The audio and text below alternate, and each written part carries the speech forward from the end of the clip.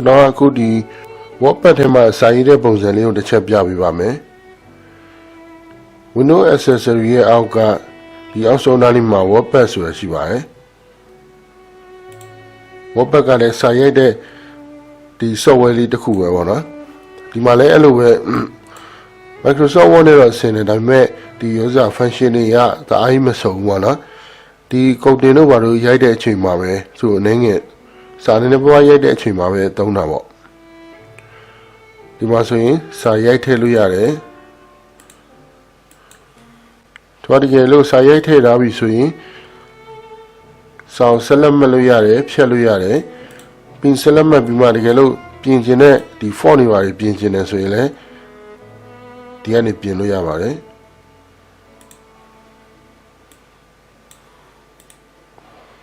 အင်္ဂလိပ်စာပြင်ကျင်တယ်ဆိုရင်အင်္ဂလိပ်လို font ပေါ့မြန်မာစာပြင်ကျင်တယ်ဆိုလည်းမြန်မာလို font ရိုက်လို့ရပါတယ်ဒါကြတော့ font size စလုံးရဲ့အရွယ်ကြီးရှိမယ်ဒီဘက်ကတော့စလုံး size ကြီးတယ်သေးတယ်ပေါ့နော်ဘိုးကကြတော့ထူတယ် italic ကစောင်းတယ် underline ကအောက်က line ထားတယ် swipe through ကတော့မြင်းဖြတ်ပေါ့နော်အလယ်မှာဖြတ်သွားတဲ့မြင်းပေါ့မလို့ချင်းဆိုလည်းပြန်ဖြုတ်လို့ရတယ်တကယ်လို့ဒီဘက် B ကကြတော့ super secret subsecret စလုံးကိုနည်းနည်းသေးပြီးမှအောက်ချခြင်းနဲ့ဆိုရင်ဥပမာ H2O တို့အဲ့လိုမျိုးပုံစံဆိုရင်ဒီမှာ super subsecret လုပ်လို့ရတယ်တကယ်လို့စလုံးကိုအပေါ်တင်ခြင်းရင် subsecret လုပ်လို့ရတယ် H square Y square တို့ပုံစံပေါ့နော်ဒီဘက်ကကျတော့ဒါနောက်ကနေ highlight ထည့်လို့ရတယ်ကျွန်တော်ဒီဘက်ကကျတော့ font ရဲ့ color ပေါ့နော် font ရဲ့အရောင်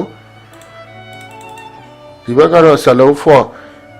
စလုံး paragraph ကိုပြောင်းတာပေါ့ paragraph ကကျတော့ဘယ်ဘက်ရှိမယ်အလယ်ရှိမယ် right ဆိုရင်ညာဘက်ရှိမယ် justify တော့ဘယ်ဘက်ညာဘက်နှစ်ဖက်ညီတာပေါ့နော်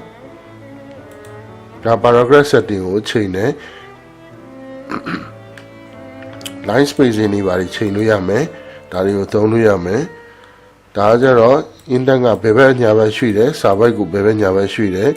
ဒီမှာဆိုရင် bullet တွေပါထည့်လို့ရမယ်ဒါကြတော့ line spacing ပေါ့နော်ဓာတ်ပုံတွေပါထည့်ချင်လဲဒီ picture နေမှာရွေးမှာ picture ဆိုရင်မှာရွေးပြီးထည့်လို့ရတယ် paint drawing မှာ paint ကိုတခါလဲဆွဲပြီးမှဒီဘက်မှာယူထည့်လို့ရတယ် date time တွေပါထည့်လို့ရမယ် insert object မှာလည်းတခြားပုံတွေပါတခြားနေရာမှာရှိတယ်ဆိုရင်ယူပြီးထည့်လို့ရတယ်ဒါ file ကတော့စလုံးရှာမယ်ဆိုရင် file နဲ့ရှာလို့ရတယ် replace ကတော့စလုံးကိုအစားထိုးတာပေါ့နော်စာကို cut copy paste လုပ်လို့ရတယ်ဒါတွေကတော့ Microsoft Word မှာလည်းအကုန်ပါပါတယ်တကယ်လို့ save လုပ်မယ်ဆိုရင်လည်း file တွေကနေ save ပြီးမှနာမည်ထည့်ပြီးမှ save လုပ်လို့ရပါတယ်ဒါလည်း code တွေပါရေးတဲ့အချိန်ဆိုရင်